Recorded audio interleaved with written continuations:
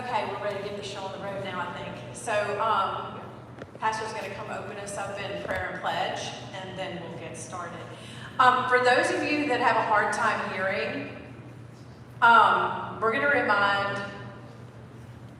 remind those that are up here, Pastor Schufelt, keep our mic close, but I also want to advise you to move closer if you have a hard time hearing, because you can hear a lot better up here than you can in the back. All right, good evening. Glad you're here this evening. I think everyone's excited about our guest speaker for tonight. I'm sure you have come loaded with questions. So, let's open up with prayer. Heavenly Father, we come before you tonight, and Father, it's discussion in the business of the country, but we want to conduct it in a godly manner. We want to be ambassadors and representatives of Jesus Christ. And so may everything we do and say here tonight bring glory to you. Bless our time here together. We love you, Lord. Ask it in your name. Amen. Yeah. Stand if you would. Salute. Pledge. I pledge allegiance to the flag of the United States of America, and to the republic for which it stands, one nation, under God, indivisible, with liberty and justice for all. We're a little behind, so I'm going to turn it over to Mary Jo. Go ahead. Thank you.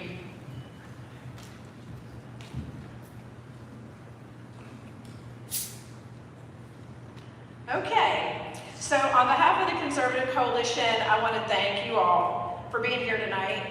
Your presence is a powerful reminder that we're not alone in our concern for the direction of our state and our nation. And more importantly, that we're ready to stand up together for what's right. Our mission as the Conservative Coalition is simple, yet profound: to organize, educate, and mobilize the people of Mississippi so that our collective voice is not only heard, but respected and acted upon by those who are elected to represent us. We've been entrusted with a rare and precious gift: a government of the people, by the people, and for the people. But too often we've neglected that gift by becoming disengaged. And what's been the result? We now face a government increasingly run by lobbyists, special interests, and unelected bureaucrats who do not represent our values or our communities. But we're here tonight because we believe that it is not too late to take it back. We believe that through unity, education, and faithful action, that we can begin to restore what's been lost. As Christians, we carry an even deeper responsibility. Scripture calls us to be stewards of what God has given us, including the freedom and responsibility of citizenship. Romans 13:1 reminds us that there's no authority except from God, and that those that exist have been instituted by God. That means engaging with our government is not optional, it's part of our calling. In Proverbs 29:2 we read, "When the righteous are in authority, the people rejoice. But when the wicked rule, the people groan." We know what that's like, don't we? It's our duty to ensure that the righteous have the support and voice that they need to lead. So tonight, let us not merely gather, let us commit. Let us be bold in truth, faithful in action, and unshakable in our purpose.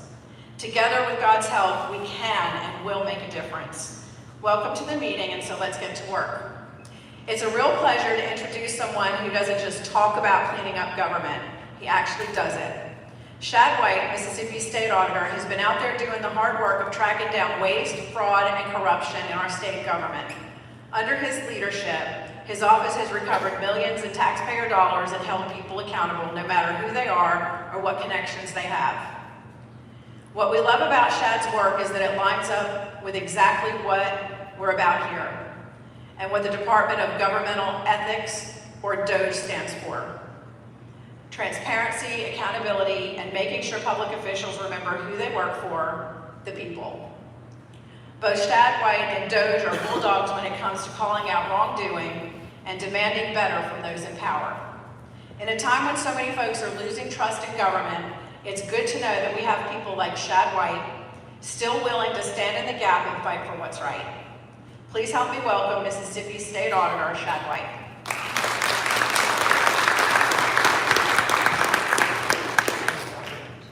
All right, I want to get down here. Is that all right? I feel like there's two kind of preachers. There's a pulpit preacher, and then there's like that revival preacher that like gets out amongst you, and you're like, is he going to touch me? What's going to happen? He's getting too close. I guess I'm one of the latter. Thank you all so much for having me tonight. It's an honor to be here. I figured I see some, I won't say old friends, Robert. I see some friends I've known for a while, and I see some folks that I haven't ever met before. So I'll tell you a little bit about myself, tell you a little bit about the auditor's office. We kind of jokingly call ourselves MOJ these days, the Mississippi Office of Government Efficiency, because it's similar to the stuff that you see in DC by Elon Musk and Doge, and then would be happy to take any questions that you may have too. A little bit about me. My name is Shad. I'm the state auditor and have been for about 7 years now.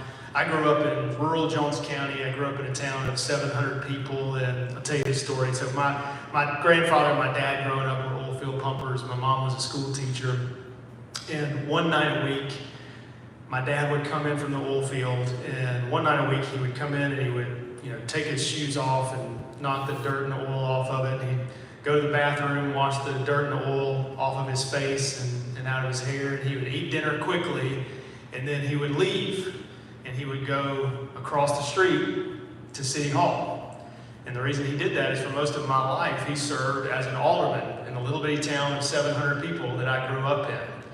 And I grew up thinking that everybody's daddy did that. I guess everybody's daddy did that. And I realized later on, no, this was just something my dad did. And at some point I asked him, why do you go and do this? And he said, well, I do this. I serve as an alderman to serve my community.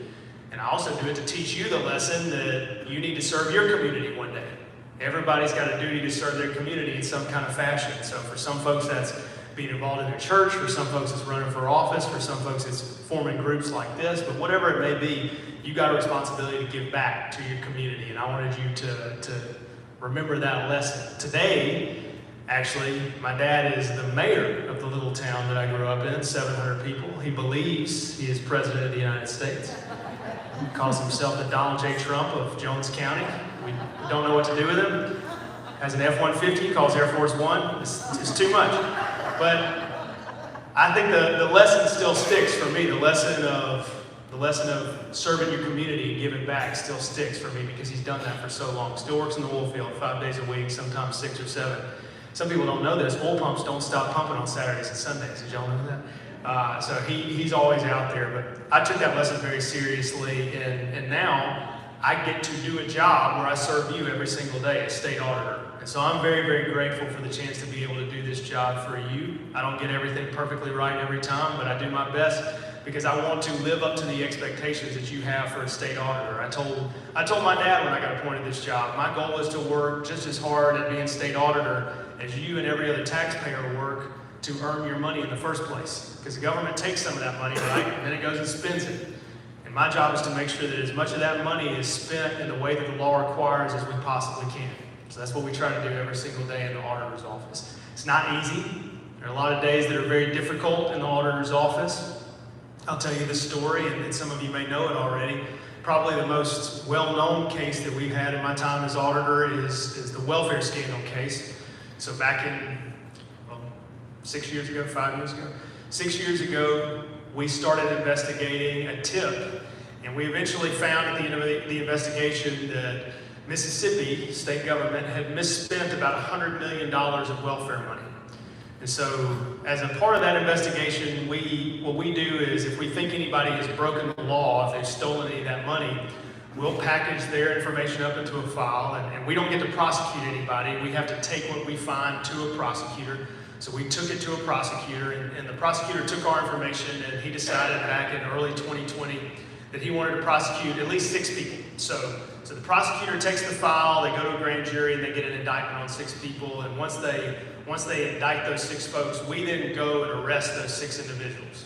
So we arrested 6 people, and that kind of ended the misspending of welfare money back in February of 2020. We did that in the middle of a week in February, and at the end of the week, my wife and I go to church, and so we have 3 kids now, but at the time we just had our oldest. And we're in church, and the church service ends, and the organ is playing, and I'm like grabbing the bottle and the stuffed goat and all the other stuff that we brought to church with our daughter. And this woman was in the pew in front of me, had never seen her before, and she turned around and looked at me and she said, "You're Shad White." I said, "Yes, ma'am." She said, "You're the state auditor." I said, "Uh-oh. Whatever this is not going to be good." And she said, "You arrested those people this week." And I said, "Well, yes, ma'am. Agents from my office arrested 6 individuals in connection with this welfare investigation that we've been doing." And she said, "Well, I happen to know one of those people, and you're wrong, and you ought to be ashamed of yourself." She walked off. And I thought, happy Sunday to you too. It's good. I went home, and that's not the only interaction I had like that, but I went home that day and I thought about it, and I thought, it's not really my job to worry about whether or not I'm keeping every single person who might be buddies with somebody powerful happy. It's not my job to keep her happy if I arrested her cousin for stealing money. Some people want you to arrest their cousins. I found that out too. Everybody's got that cousin in the family. But I realized that it's not my job to worry about that one person. It's my job to worry about all of us, the taxpayers, who are just going to work every day, paying our taxes, doing the right thing, raising our kids, going to church, shopping, trying to live our lives, and hoping the government doesn't waste our money. That's who I'm supposed to be thinking about every single day, not that one individual that I may make mad. And so looking back on it now, I'm actually glad that God put me through that difficult period and that difficult case, because now that I look back at it, I think my skin is a lot thicker. I don't worry about keeping this powerful lobbyist happy, or that powerful person happy, or that famous person happy. I just think every day, all right, am I doing my job the way that I'm supposed to do this thing? Am I doing my job at following the Constitution of the state of Mississippi and making sure that our money is spent the right way? And am I doing it to the best of my ability? And that's kind of liberating once you get to that point where you stop worrying about everything else. It's made me much more battle-hardened to deal with any of that kind of criticism that you may see. And once you get to that point, you're really able and willing to look into some of the toughest parts of government where people don't want you looking, and find all the waste and the fraud and the abuse that we all have known exists for years. So I'll give you a very simple example. We actually did this audit back in the first Trump administration. So back during President Trump's first 4 years, he sent a letter out to all the state auditors around the country. And it basically said, you as state auditors, you need to do more to make sure that the people who are on Medicaid are eligible to be on Medicaid. So everybody knows that Medicaid is the program that exists in every state for poor folks, largely funded by federal dollars, some of it funded by state dollars. So every state auditor kind of did something different. All the liberals just didn't do anything. They threw the letter away and put it in the garbage. And for those of us who were conservative, we thought, okay, well, how can we answer the president's call? What can we do? So what I decided to do is, we decided to look at the amount of money somebody said they made when they went to apply to be on Medicaid, and we compared it to the amount of money that they said they made when they filed their state income tax return. Because nobody would be dumb enough to tell Medicaid that they only made $3,000 last year and then put on their state income tax return that they made $300,000 last year, right? Nobody would be dumb enough to do that. As it turns out, she's laughing. As it turns out, 5 to 7% of people are dumb enough to do exactly that right there. So and you say, well, 5 to 7%, that's not that much. Medicaid is the biggest federal program operating in Mississippi. 5 to 7% of applicants that are fraudulent means we're losing money to the tune of $60 to $144 million per year of your money going to folks who appear to be making too much money to be eligible to be on the program in the first place. So back up a little bit. When we first started talking about doing the audit in the office, I had one auditor who'd been there for a long time, and she came up to me and she said, "Shad, we can't do this. We can't do this audit. This is bad." I said, "Tell me what your concerns are." And she said, "Well, number one, we're going to have to go to the legislature, and you're going to have to get a bill passed that allows us to look at these state income tax returns, and that's going to be very difficult. And then, if we actually get that passed and we do the audit, we're going to find a whole lot of people lying to be on Medicaid, and man, they're going to come after you. There's going to be newspaper articles, Shad White hates poor people. It's going to be terrible. It's going to be bad." And I said, "Well, what I'm hearing from you is it's going to be tough, and people are going to say mean things about me, and those are not good reasons to avoid doing this audit. Those are not good reasons. We're going to do it." So we do it. We do the audit. We got the results I just told you about. And at the end of it, I went back to her and I said, "Now look, you told me that this was going to be hard. This is going to be difficult to do.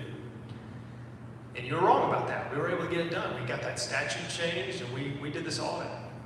But you also told me that people were going to say mean things about me, and boy, you hit the nail on the head there. That was 100% right. That big article in the Clarion Ledger, ACLU says Shad White hates poor people, and I told her, our job is to not worry about what the ACLU or some liberal reporter writes about us. Our job is to do our jobs. That's it. Just watch the money and try to figure out if this money's being spent the right way. That's it. That's all we got to do. And oh, by the way, you and I both know that we weren't trying to just go out of our way to hurt poor people. We were trying to make sure that poor folks were actually the only ones on the program. We found one family living in a 7,000 square foot home, valued at over $1 million, and you were paying for their health care.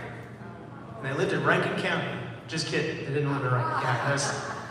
I like throwing that out there to see if anybody leaves, just see if he walks out and he got it, figured it out. That's the kind of stuff that we were finding. And so you have to be willing to do these tough audits where you know you're going to get criticism, just like Elon Musk gets criticized every single day. I mean, you open up the newspaper and you think Elon Musk murdered somebody every single day. But if you dig into what they're doing at Doge, you realize that they're doing critical work that we absolutely have to do in this country. I'll tell you something. I want to break a little bit of news today. Don't tell anybody I told you this. We have an audit that's going to come out probably tomorrow. Is it okay if I do this, Jacob? It's fine. Okay, Jacob greenlit it. He's my communications director, so he can tell me what I'm allowed to say. We did an audit, and the purpose of the audit, we just finished it here in the last few days. I'm going to be giving an interview to Fox News tomorrow, and it'll probably come out in the next few days after that. The purpose of the audit was to look at the money that Mississippi state government sent to nonprofits for HIV/AIDS advocacy. All right, so the purpose of this money was the federal government was giving money to state governments, and it said, all right, we got this money, and you're supposed to use it to test people for HIV/AIDS. All right, that was the purpose of the money. So we started looking to see if any of these dollars actually paid for those kinds of tests. So around the same time that we start doing this audit, Doge announced that they're cutting all these contracts for HIV/AIDS grants coming down from the federal government. And again, you would have thought that President Trump was the most evil guy in the world. How dare he do this? But if you start digging in, you realize that these grants were being wasted. They weren't actually helping anybody.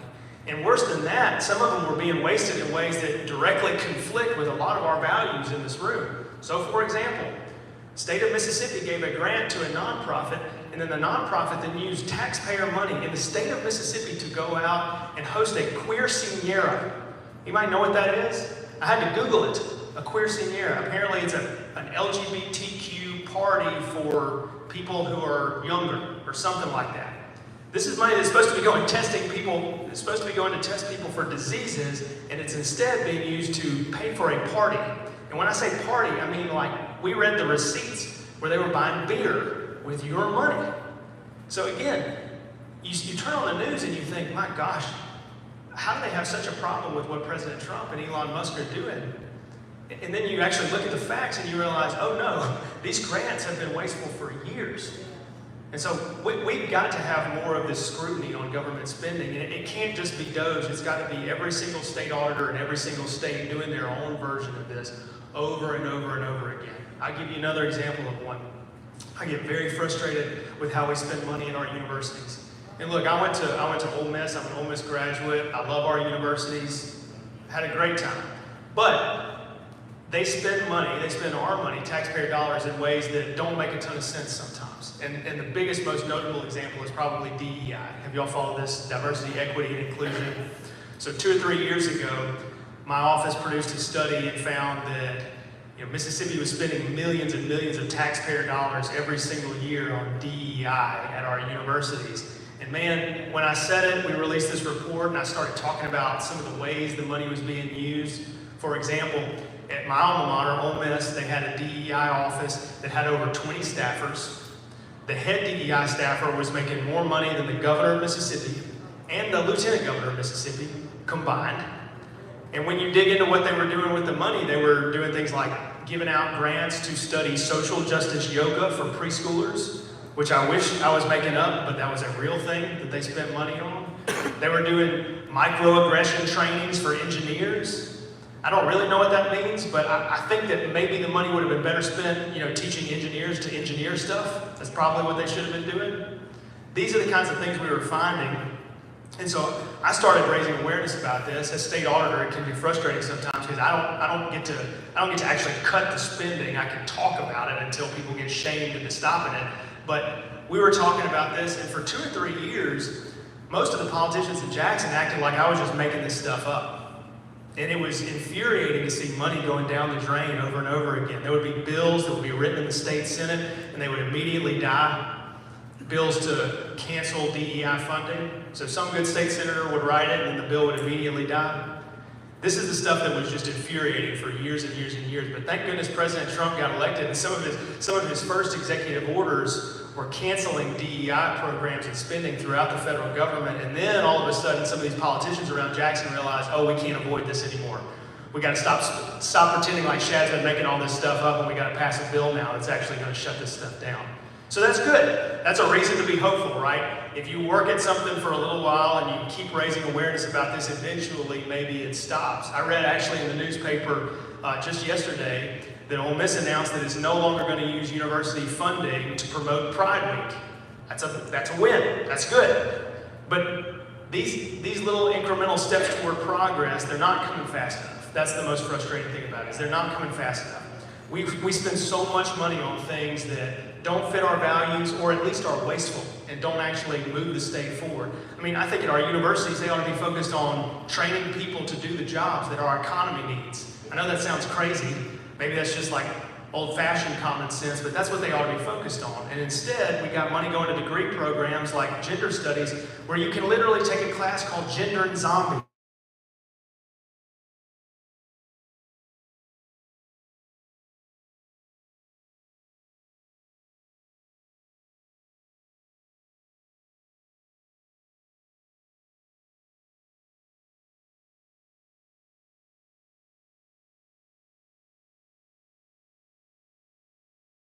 Tolerate this for very long. And we saw that at the national level when President Trump got elected, and you're going to see it in Mississippi too. You see it in other states around the country. Voters are not going to tolerate this level of fraud and waste and abuse for very long. Eventually people will vote somebody in who's going to take a chainsaw to all this fat. And look, we've got to do it. We've got really, really serious challenges in the state of Mississippi. I'll give you an example of one. In Mississippi, we always read these statistics about how Mississippi leads the country in poverty. And we got more people in prison than anybody else, and all this kind of stuff. Well, the reason we have those issues is that 54% of babies born in Mississippi are born into single-parent homes. 54% of babies born in Mississippi are born into single-parent homes. And when you say this stuff out loud, liberals and journalists, they get real uncomfortable, and they say, oh, you can't say that stuff. Well, that's the truth. This is just federal data. And whether you want to acknowledge it or not, you can read the social science on this stuff. Kids that are born into single-parent homes are 20 times more likely to go to prison. They're 5 times more likely to end up in poverty. They're 9 times less likely to finish high school. Those statistics that I quoted, by the way, those came from a speech by Barack Obama in 2008. This used to be just conventional wisdom like 10, 15 years ago. And now the left has gone so insane, they're not even willing to say this stuff out loud. It's crazy to me. It's absolutely crazy. So look, if we're going to address these big issues, if we're going to turn these kids' lives around, we got to start making some tough decisions about how we spend money. For example, we can help those kids if we put more money into the classroom, if we put more money into teacher salaries and stop wasting so much money on DEI and stop wasting so much money on administrative costs. Mississippi spends a higher percentage of our K-12 budget on administration than every other state in the South. Every other state. You got school district superintendents in some rural school districts making more money than the governor, and the teachers are still going out of pocket to pay for their classroom supplies. This kind of stuff just defies common sense completely. So if we're going to address these things, these big challenges, I think we've got to have energetic leadership, and you've got to have people who are willing to make tough choices, regardless of whether it makes some lobbyist for some school administration group happy or mad, or it makes some powerful person happy or mad. A lot of times this waste exists because a powerful person wants it to exist. That's the secret of all of this, is that some lobbyist talks somebody into signing a terrible contract that wastes a bunch of money. That's the tough secret of all of this. And you got to make those folks a little bit uncomfortable if you're going to cut all this fat and actually get the money going to where it can make a difference in our lives. Teacher salaries, cop salaries, tax cuts, roads and bridges, the stuff that actually benefits us on a day-to-day basis. So look, I'll wrap up by saying this, and I'd love to take any questions that you have. I think Mississippi, this is my opinion, I think Mississippi has more potential than any other state in the entire country. I grew up here, I was raised here, I've lived on the East Coast, I've lived in England, I've lived a lot of places. I came back to Mississippi because I love Mississippi. I think Mississippi has more potential than any other place in the entire country. But we're not going to achieve that potential unless we get smart about how our government works, unless we get smart about how we spend our money. We can't achieve that potential if we stop wasting funds and we start getting money going to things that actually matter. If we reform our universities and actually turn them into job growth engines as opposed to these woke indoctrination camps that we have now. That's how we fix these big issues, in my mind. And if we're willing to do that, if we're willing to make those changes, we're going to see a ton of progress as a state. But it means changing some stuff. It means changing some stuff. What's Einstein's definition of insanity? It's doing the same thing over and over again, expecting a different result. We're going to have the courage to change some stuff. And if we're willing to do that, I think we can achieve the potential that everybody in here knows that Mississippi has. I'll wrap up by saying this too. I want to tell you what motivates me every single day. Two things always come to mind. The first is my grandfathers. So my grandfathers were my heroes. Both of them served in the military. That's why I serve in the military today, to follow in their example. My mom's dad served in North Africa during World War II. He was hit with a Nazi explosion in the back of the neck and shot shrapnel into his neck. He got sent to a hospital in England and then got sent home, and that was his war. Many, many years later, he had a stroke and couldn't speak when I was a little boy. But anytime I would go to his house, I would sit down beside him and he would take my hand and he would put it on the back of his neck so that I could feel that scar where the shrapnel went in. And he would walk me over to his desk drawer and he would pull out his desk drawer and he would show me his Purple Heart, which I now have in my house, just about 2 miles away from here, and I'm going to give that Purple Heart to my son one day. I don't know what he was trying to tell me when he was doing this because he could not speak, but I have a guess. And my guess is he was trying to say, service to your country is important, young man. Service to your community is important. And that lesson, that same lesson that my dad taught me, that my grandfather taught me, that sticks with me every single day, and that's what motivates me in a job like this, even on those days when it's not particularly easy. Other thing that motivates me is my kids. So I told you, we have 3 kids now. Their ages 6, 3, and 2. So this is my vacation right here. This is it. It's the quietest room I've been in weeks. They're at home. What time is it? 7:15. 2 of the 3 better be in bed at this point, I hope. I look at my kids every morning and I think, God put me in a position like this. What am I doing with this position to make Mississippi better for them? Every single day, that's what I think. What am I doing with this position that God gave me and that you as taxpayers gave me, that I'm making Mississippi better for them?